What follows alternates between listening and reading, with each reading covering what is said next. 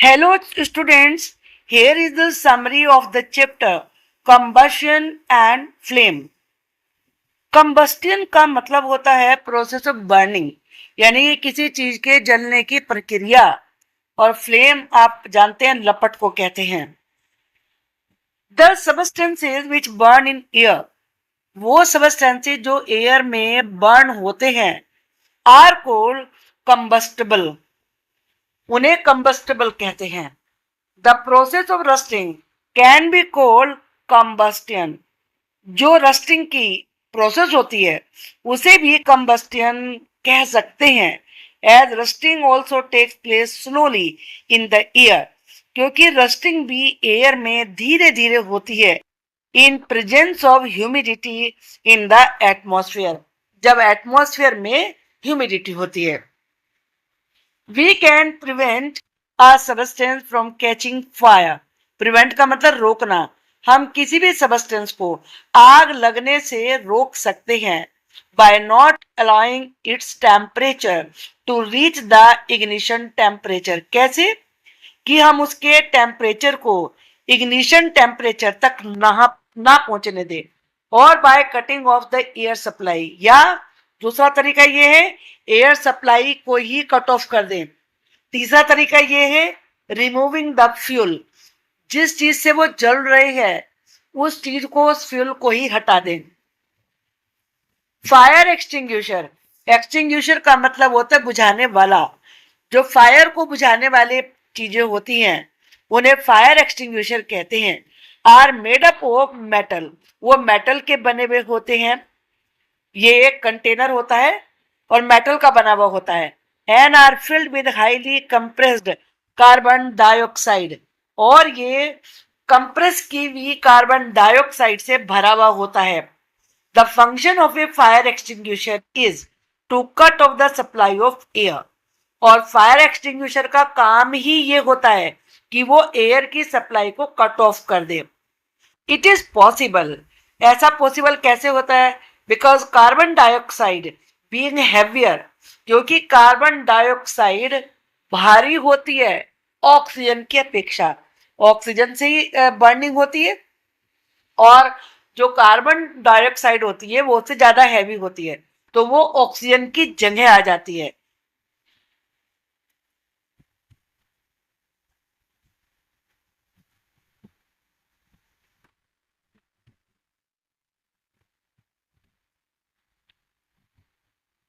क्योंकि जो carbon dioxide होती है वो ऑक्सीजन से हैवी होती है, और इसीलिए वो ऑक्सीजन को हटा के उसकी जगह ले लेती है। And surround the burning fuel, और जो भी बर्निंग फ्यूल होता है उसके चारों तरफ इकट्ठा हो जाती है, तो इसी वजह से फायर बुझ जाती है। Putting a blanket over a person whose clothes are on fire, अगर किसी व्यक्ति के क्लोथ में फायर लग गई है तो उसके ऊपर ब्लैंकेट रख दें। Break the contact of air, इससे क्या होता है कि एयर से कॉन्टेक्ट हट जाता है, यानी कि ऑक्सीजन, जो एटमॉस्फेयर में ऑक्सीजन होती है वो नहीं मिलती और इसलिए आग बुझ जाती है। अब water extinguisher can put out का मतलब भी होता है बुझाना, यानी कि इसका मतलब भी एक्सटिंग्विश करना होता है। Things like burning would, water से भी हम फायर को एक्सटिंग्विश कर सकते हैं, ये भी एक्सटिंग्विशर का काम करते हैं।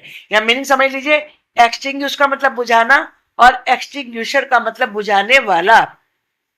अगर वुड की आपको बर्निंग को बुझाना है, बर्निंग पेपर को, या ऑर्डिनरी फायर होती है, but does not work well with electrical fire, लेकिन जब इलेक्ट्रिकल फायर हो तो वहां वाटर यूज नहीं करना चाहिए, एज वाटर कंडक्ट्स इलेक्ट्रिसिटी। आप जानते हैं कि water is a good conductor of electricity. आपको भी वो करंट लग सकता है।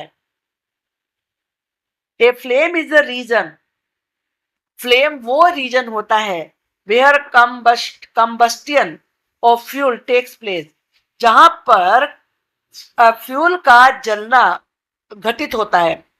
The flame is produced by the substances, flame उन सबस्टेंसेस से पैदा होती है that vaporizes, easily on burning, जो कि बर्न होने पर आसानी से वेपराइज हो जाते हैं। There are 3 different zones of a flame. एक फ्लेम के 3 पार्ट होते हैं। एक डार्क जोन होता है जो काला काला दिखता है, एक ल्यूमिनस जोन होता है जो येलो कलर का और ब्राइट दिखता है, उसमें से लाइट निकलती है। ए नॉन लुमिनियस जोन, और जो बाहरी होता है वो नॉन लुमिनियस जोन होता है, उसमें से कोई भी चमक लाइट नहीं निकलती है। Burning of petrol diesel produces sulphur dioxide. जब पेट्रोल को या डीजल को जलाते हैं तो उससे सल्फर डाइऑक्साइड प्रोड्यूस होती है। And also vehicles produce nitrogen dioxide, और व्हीकल से नाइट्रोजन डाइऑक्साइड पैदा होती है। दीज रीच द एटमॉस्फेयर, ये एटमॉस्फेयर में जाते हैं, मिक्सअप विद रेन वाटर से जो कि क्लाउड्स में होता है उनमें मिक्स हो जाते हैं एंड फॉर्म एसिड, और एसिड बनाते हैं। This rain is called acid rain. इस वाली रेन को ही एसिड रेन कहते हैं। इसीलिए कहते हैं कि पेट्रोल और डीजल को यानी कि व्हीकल्स की संख्या को कम करें, नहीं तो एसिड रेन होने के चांसेस रहते हैं। Which is harmful for crops, building and soil, जो कि क्रॉप्स के लिए भी हार्मफुल होती है, बिल्डिंगों के लिए भी और मिट्टी के लिए। ये इस लेसन की समरी थी।